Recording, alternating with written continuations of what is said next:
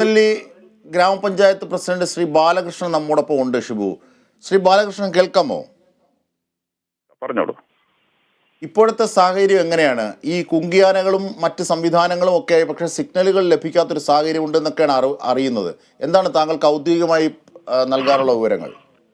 തിരുനെല്ലി ഗ്രാമപഞ്ചായത്തിന്റെ 11ാം വാർഡ് കേന്ദ്രീകരിച്ച് മണ്ണുണ്ടി എന്ന് പറയുന്ന പ്രദേശമാണ് ഇപ്പോൾ ലൊക്കേഷനിൽ ഉണ്ട് എന്ന് മനസ്സിലാക്കുന്നത്.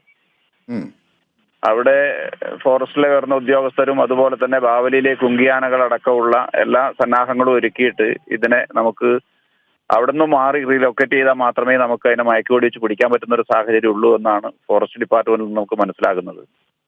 അതിനാവശ്യമായ എല്ലാ തയ്യാറെടുപ്പുകളും ഗ്രാമപഞ്ചായത്തും ഫോറസ്റ്റ് ഡിപ്പാർട്ട്മെന്റും പോലീസും വളരെ സമഗ്രമായ നടപടികളാണ് സ്വീകരിക്കുന്നത്. പക്ഷെ ഉള്ള ഒരു പ്രതിസന്ധി എന്ന് പറയുന്നത് വൈൽഡ് ലൈഫ് സാങ്ച്വറിക്കുള്ളിലാണ് ആന ഇപ്പോൾ ഉള്ളത് എന്നുള്ളതാണ് വളരെ പ്രധാനപ്പെട്ട വിഷയം. അത് ചിലപ്പോൾ കർണാടകത്തിലെ ഫോറസ്റ്റിലേക്ക് പോകാം, തിരിച്ചു വേണമെങ്കിൽ രാത്രി തന്നെ ജനവാസ കേന്ദ്രങ്ങളിലേക്ക് ഇറങ്ങാനും സാധ്യതയുണ്ട്. അപ്പോൾ സ്വാഭാവികമായിട്ടും നമുക്കും വലിയ ഭയത്തോടു കൂടിയാണ് ആളുകളൊക്കെ ഇവിടെ നമുക്ക് കാണുന്നത്. കാരണം നമുക്ക് ഇന്നലെ ഉണ്ടായിരുന്ന അനുഭവം നമ്മുടെ മുമ്പിലുണ്ട്. അപ്പൊ അതിനെ നമുക്ക് എങ്ങനെയെങ്കിലും തുരത്താൻ ആവശ്യമായിട്ടുള്ള സത്വര നടപടി തന്നെയാണ് നമ്മൾ ആഗ്രഹിക്കുന്നത്. ഈ മയക്കുവെടി വെക്കാനായില്ലെങ്കിൽ അത് കർണാടക വനത്തിലേക്ക് കയറിയാൽ പിന്നെ മയക്കുവെടി വെക്കുന്ന ഒരു കാര്യം നമുക്ക് വരുന്നില്ലല്ലോ, അല്ലേ ശ്രീ ബാലകൃഷ്ണൻ? അല്ല, നമ്മളെ വൈൽഡ് ലൈഫ് സാങ്ച്വറിക്കുള്ളിൽ കയറിയാൽ പോലും നമുക്ക് വൈൽഡ് ലൈഫ് സാങ്ച്വറിന്റെ ഉള്ളിൽ നിന്ന് മയക്കുവെടി വെക്കൽ പ്രായോഗികമായി കാണുന്നത് നമുക്ക് കഴിയാൻ തോന്നുന്നില്ല. കാരണം പ്രത്യേകിച്ച് പിന്നീട് അത് കർണാടകത്തിലേക്ക് പോയി കഴിഞ്ഞാൽ പിന്നീട് നമുക്ക് വേറെ ഒന്നും ചെയ്യാൻ പറ്റാത്ത അവസ്ഥയാണ് പൊതുവെ വരിക. അപ്പൊ ആ ഒരു പ്രതിസന്ധി നമ്മുടെ മുമ്പിലുണ്ട്. ഈ റേഡിയോ കോളർ ഘടിപ്പിച്ചിട്ടും ആനകൾ ഇങ്ങനെ ജനവാസ മേഖലയിലേക്ക് അപ്രതീക്ഷിതമായി എത്തുന്നു, ആളെ കൊല്ലുന്നു. കഴിഞ്ഞ തണ്ണീർ കൊമ്പനും സമാനമായി റേഡിയോ കോളർ ഉണ്ടായിരുന്നു. ഈ ആനയ്ക്കും റേഡിയോ കോളർ ഉണ്ട്. ഈ ലക്ഷങ്ങൾ പൊടിക്കുന്നതല്ലാതെ ഒരു പ്രയോജനവും ഇല്ലല്ലോ ശ്രീ ബാലകൃഷ്ണൻ. തീർച്ചയായിട്ടും നമുക്കതിന് കാണേണ്ടത് കാടും നാടും വേർതിരിക്കാനുള്ള സംവിധാനം ഇല്ലാത്തടത്തോളം കാലം വയനാട്ടിൽ അതുപോലെ തന്നെ കൂടുതൽ വനങ്ങളുള്ള പ്രദേശങ്ങളിലൊക്കെ ഈ പ്രതിസന്ധി നമ്മുടെ മുമ്പിൽ ഉണ്ടാവും. കാരണം നമ്മൾ ശരിക്കും കാടായ കാട് മുഴുവൻ വൈൽഡ് ലൈഫ് സാങ്ച്വറി ആയി. കാരണം സ്വാഭാവിക വനവൽക്കരണവും സ്വാഭാവിക വനമുള്ള സ്ഥലത്തും അങ്ങനെയായി. വൈൽഡ് ലൈഫ് സാങ്ച്വറി മാത്രമല്ല, എല്ലാ വനത്തിലും വന്യമൃഗ സംരക്ഷണ സങ്കേതമായി മാറുകയും ഈ പറയുന്ന കാടും നാടും വേർതിരിക്കാനുള്ള ഒരു സംവിധാനം ഇല്ലാത്തടത്തോളം കാലം ഈ പറയുന്ന അരിക്കൊമ്പനും മറ്റ് ആനകളൊക്കെ ജനവാസ മേഖലകളിൽ ഇറങ്ങി അവിടെ പ്രതിസന്ധി ഉണ്ടാകും എന്നുള്ള കാര്യത്തിൽ യാതൊരു തർക്കവും നമ്മുടെ മുമ്പിൽ ഉണ്ടാകുന്നില്ല. അപ്പൊ ശാശ്വത പരിഹാരം എന്നുള്ള നിലയിൽ കാടും വേർതിരിക്കുക എന്ന് പറയുന്ന കരിങ്കൽ ഭിത്തി കെട്ടി അതിന്റെ മുകളിൽ ഷോക്ക് ഫെൻസിങ് ഇട്ട് അതിനെ സംരക്ഷിക്കുക എന്ന് പറയുന്നതല്ലാതെ ഈ പ്രതിസന്ധിക്ക് ഒരു പക്ഷെ അത് പ്രായോഗികമാണോ ശ്രീ ബാലകൃഷ്ണൻ? ഇത്രയധികം ഫെൻസിങ് സ്ഥാപിക്കുക എന്നത് പ്രായോഗികമാണോ? തീർച്ചയായിട്ടും നമുക്ക് സാധിക്കാൻ കഴിയും. കാരണം എന്ന് പറയുന്നത് നമുക്ക് വൈൽഡ് ലൈഫ് സാങ്ച്വറിക്ക് കൂടുതൽ പ്രാധാന്യം കൊടുത്തുകൊണ്ട് വൈൽഡ് ലൈഫ് സാങ്ച്വറിന്റെ എത്ര കിലോമീറ്റർ ചുറ്റളവിലാണോ ആ ചുറ്റളവിൽ നമുക്ക് കൽഭിത്തികൾ പണിതുകൊണ്ട് മാത്രമേ ഇതിനെ സംരക്ഷിക്കാൻ പറ്റുള്ളൂ. ഇപ്പൊ എല്ലാ ഫോറസ്റ്റും വൈൽഡ് ലൈഫ് സാങ്ച്വറി ആയതുകൊണ്ടാണ് നമുക്ക് ഈ പ്രതിസന്ധി നമ്മൾ പറയുന്നത്.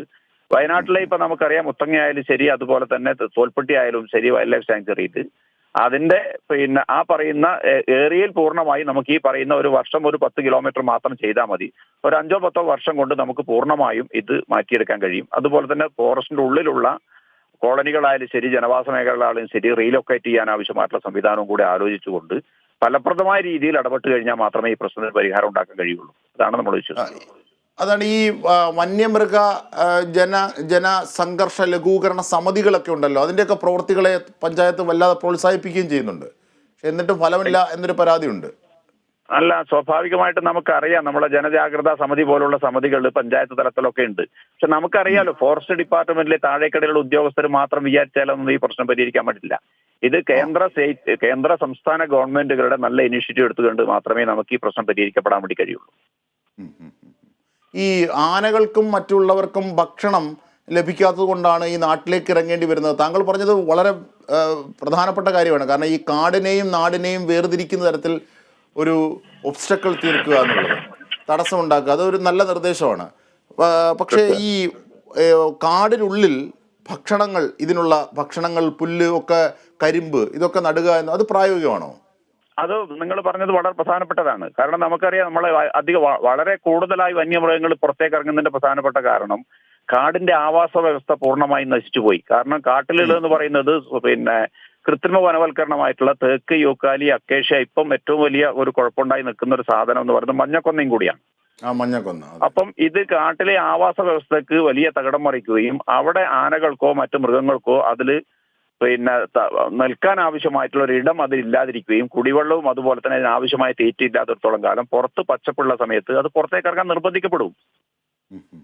അപ്പൊ അത് പരിഹരിക്കാൻ വേണ്ടി സ്വാഭാവിക വനവൽക്കരണം ഉണ്ടാക്കി നമുക്ക് സമീപഭാവിയിൽ അല്ലെങ്കിൽ പോലും പിന്നീട് അങ്ങോട്ടേക്ക് വരുന്ന കാലങ്ങളിൽ നമുക്ക് ഈ ആവാസ വ്യവസ്ഥ നിലനിർത്താൻ ആവശ്യമായ സംവിധാനം, കുടിവെള്ളം പോലുള്ള കാര്യങ്ങൾ നല്ല ശക്തമായ രൂപത്തിലുള്ള ഈ നീർച്ചാലുകളൊക്കെ സംരക്ഷിക്കപ്പെടുന്ന രൂപത്തിലുള്ള സംവിധാനം ഫോറസ്റ്റിൽ ഇല്ലായിരുന്നെങ്കിൽ ഉണ്ടായില്ലെങ്കിൽ നമുക്ക് ഇനിയും അങ്ങോട്ടേക്ക് വലിയ രൂപത്തിലുള്ള പ്രതിസന്ധി തന്നെയാണ് ഉണ്ടാകാൻ പോകുന്നത്.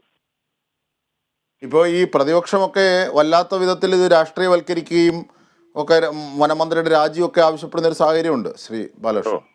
ഓ തീർച്ചയായിട്ടും അത് രാഷ്ട്രീയമാണ്. നമ്മളിതിലിപ്പോ രാഷ്ട്രീയമല്ല ഞാനിപ്പോ പൂർണ്ണമായി പ്രായോഗികമായി നമുക്ക് പറയാം. പ്രതിപക്ഷ പാർട്ടികൾ അതല്ലേ പറയുള്ളൂ, അവർക്ക് അതേ പറയാൻ വേണ്ടി പറ്റുള്ളൂ. പ്രായോഗികമായിട്ടുള്ള സമീപനം നമുക്കറിയാം. ഇപ്പം കേരളത്തിലെ ഇടതുപക്ഷം ഭരിക്കുമ്പോഴും കേരളത്തിലെ വലതുപക്ഷം ഭരിക്കുന്ന സമയത്തും ഒക്കെ വന്യമൃഗ ശൈലിയിൽ ഉണ്ടായിട്ടുണ്ട്. മൃഗങ്ങൾക്കറിയില്ല കേരളം ഇടതുപക്ഷാണോ വലതുപക്ഷാണോ ഭരിക്കുന്നതെന്നും മൃഗങ്ങൾക്കറിയില്ല. അപ്പൊ സ്വാഭാവികമായിട്ടും നമ്മൾ കാണേണ്ടത് ഇതിൽ കക്ഷി രാഷ്ട്രീയം കാണാതെ തന്നെ കേന്ദ്ര സംസ്ഥാന ഗവൺമെന്റുകളെ കൊണ്ട് ഇടപെടിക്കാൻ പറ്റുന്ന കക്ഷികൾ കേരളത്തിലുണ്ട്. ഇപ്പൊ നമുക്കറിയാം ഭരണകക്ഷിയിൽപ്പെട്ട പാർട്ടി അംഗങ്ങളും സംസ്ഥാനത്തുള്ള ലീഡർഷിപ്പിലുള്ള പാർട്ടി അംഗങ്ങളെല്ലാം കൂടി സംയുക്തമായി ഒരു ഏകപക്ഷീയമായ, അതായത് ഇത് വന്യമൃഗ ശല്യം അതിനെ നമുക്ക് തടയാൻ ആവശ്യമായിട്ടുള്ള സംവിധാനം ഉണ്ടാകണമെന്ന് പറയുന്ന മാനസികാവസ്ഥയിലേക്ക് പൊതുസമൂഹത്തെ എത്തിക്കുകയും അതിന്റെ കൂടെ ഗവൺമെന്റിനെ എത്തിക്കുകയും ചെയ്യുന്നത് വളരെ പ്രധാനപ്പെട്ടതാണ്. അതിലേക്ക് നമ്മൾ എത്തിയിട്ടില്ലെങ്കിൽ കേവലമായിട്ടുള്ള സങ്കുചിതമായ രാഷ്ട്രീയ ഇത് കൊണ്ടുപോയാൽ നമുക്കത് വലിയ. ശ്രീ ബാലകൃഷ്ണൻ, താങ്കൾ യാത്രയിലാണെന്നറിയാം. ഒരു കാര്യം കൂടി, അതായത് താങ്കൾ ഇപ്പോൾ നൽകിയ സൂചന അനുസരിച്ച്, ലഭ്യമാകുന്ന വിവരം അനുസരിച്ച് ഈ ആനയെ ഏതാണ്ട് ഈ ആന ഉള്ള ഭാഗം ലൊക്കേറ്റ് ചെയ്യാൻ കഴിഞ്ഞിട്ടുണ്ട്. പക്ഷേ അതിനെ മയക്കുവെടി വെക്കുന്ന തരത്തിലേക്ക് സൗകര്യപ്രദമായി കിട്ടിയിട്ടില്ല എന്നുള്ളതാണ്.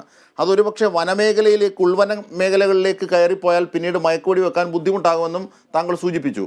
വനം വകുപ്പിനെയൊക്കെ ഉദ്ധരിച്ചാണ് താങ്കൾ പറഞ്ഞത്. പക്ഷേ ഇനി ഇതിനെ മയക്കുവെടി എത്തിച്ച് ഇതിനെ നമ്മൾ ഉദ്ദേശിക്കുന്ന സ്ഥലത്തേക്ക് കൊണ്ടുപോയില്ല എന്നുണ്ടെങ്കിൽ വീണ്ടും ഇത് ഇറങ്ങി വരാനുള്ള സാധ്യത ഇല്ലേ ശ്രീ പി വി ബാലകൃഷ്ണൻ? വീണ്ടും ഇറങ്ങി വരാനുള്ള സാധ്യതയുണ്ട്. നമ്മൾ ഫോറസ്റ്റിലെ വൈൽഡ് ലൈഫ് സാങ്ച്വറിക്ക് ഉള്ളിൽ കയറി നിന്ന് നമുക്ക് അതിനെ മയക്കുവെടി വെക്കുക എന്ന് പറയുന്നത് ഇപ്പോഴത്തെ രീതിയിൽ പ്രായോഗികമായി കണ്ടു എന്ന് നമുക്ക് തോന്നുന്നില്ല. പക്ഷെ അത് നമുക്ക് അങ്ങനെ വരികയാണെങ്കിൽ മയക്കുവെടി വെച്ചിട്ടില്ലെങ്കിൽ സ്വാഭാവികമായിട്ടും ചിലപ്പോൾ ഈ രാത്രിയൊക്കെ ആകുന്ന സമയത്ത് അത് തിരിച്ച് ജനവാസ മേഖലകളിൽ ഇറങ്ങാൻ സാധ്യത കാണുന്നുണ്ട്. അപ്പൊ അത് നമുക്ക് വലിയ പ്രതിസന്ധി ഉണ്ടാക്കും എന്ന് തന്നെയാണ് ഇപ്പൊ സൂചിപ്പിക്കാനുള്ളത്.